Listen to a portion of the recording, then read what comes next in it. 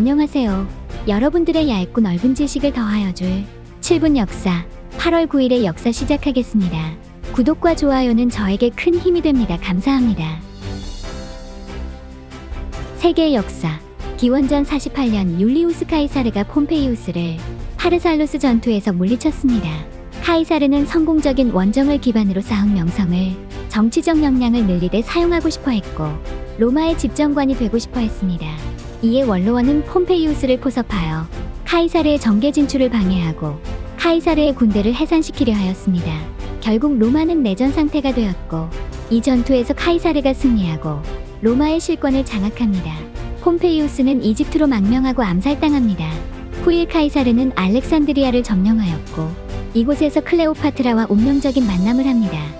379년 고트족과 로마 제국이 드리아노플 근교에서 하드리아노폴리스 전투가 벌어졌습니다. 이 사건은 로마 제국의 쇠퇴를 가속시킨 사건이었습니다.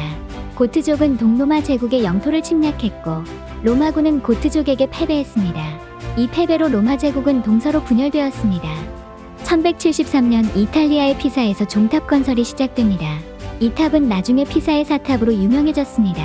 이 탑은 1173년에 착공되었지만 땅이 기울어져서 1372년에 완공되었습니다. 탑을 올리면서도 지반이 침하되어 탑이 점점 기울어진 각도에 맞춰 위층의 각도를 수정하여 탑이 바나나처럼 휘어지게 되었습니다. 1904년 일본과 러시아 포츠머스에서 강화조약 회담이 개시되었습니다. 러일 전쟁은 1904년부터 1905년까지 일본과 러시아 사이에 벌어진 전쟁입니다.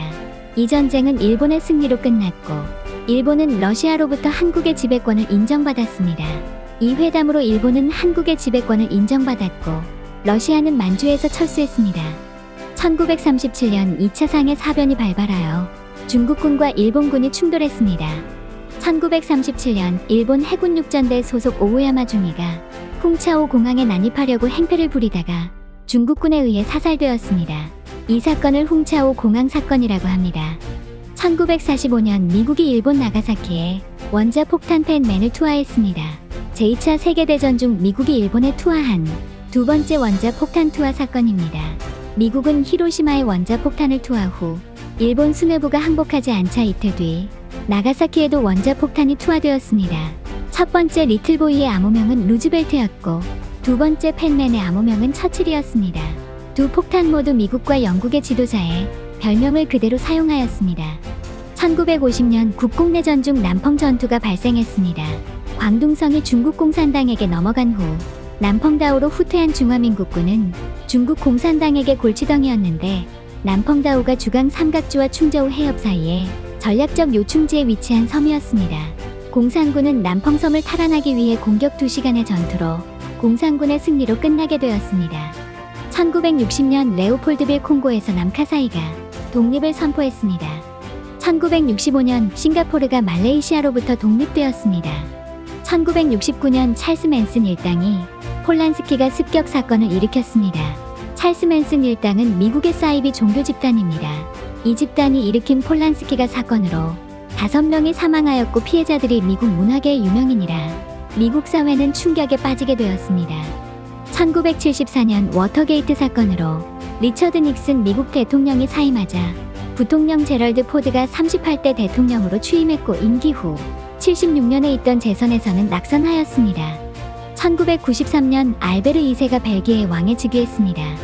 1999년 일본 참의원이 기미가요 및 일장기 법제화를 골자로 국기 및 국가에 관한 법률안을 통과시켰습니다.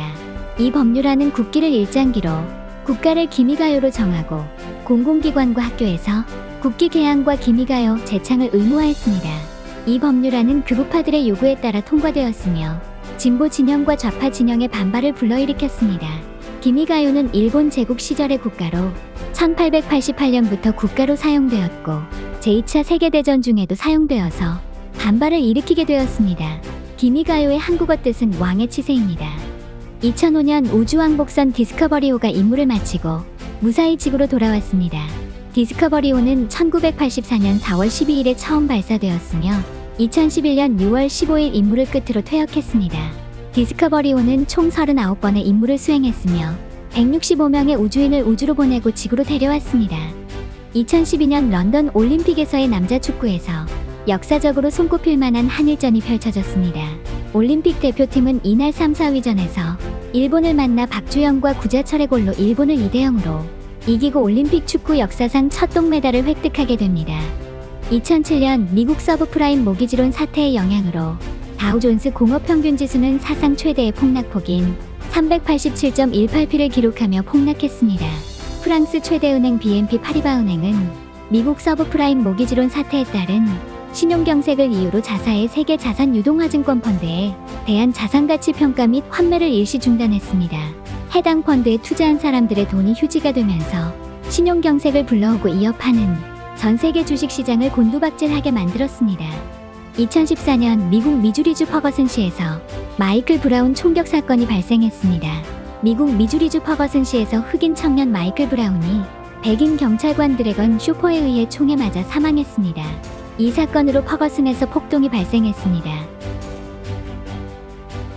우리나라의 역사 1936년 손기정과 남승용이 1936 베를린 올림픽에서 마라톤 종목에서 금메달과 동메달을 수상했습니다. 손기정과 남승용은 1936년 독일 베를린에서 열린 제11회 하계 올림픽 마라톤 종목에서 금메달과 동메달을 각각 수상했습니다.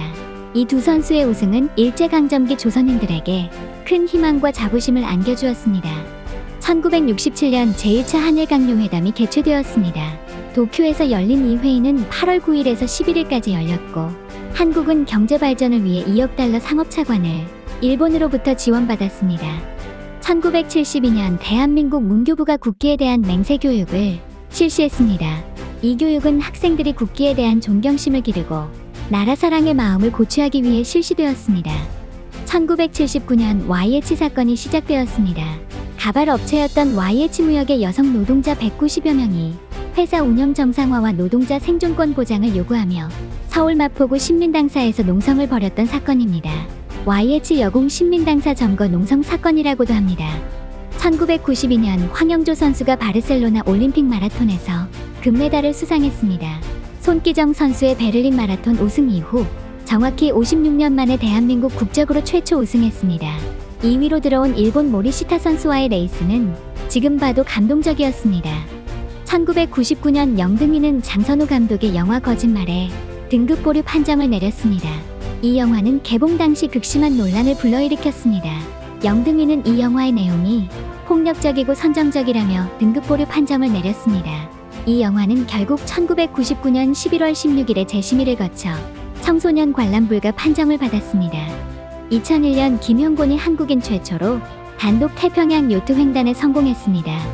2005년 축구선수 박지성이 맨체스터 유나이티드에서 데뷔전을 치렀습니다.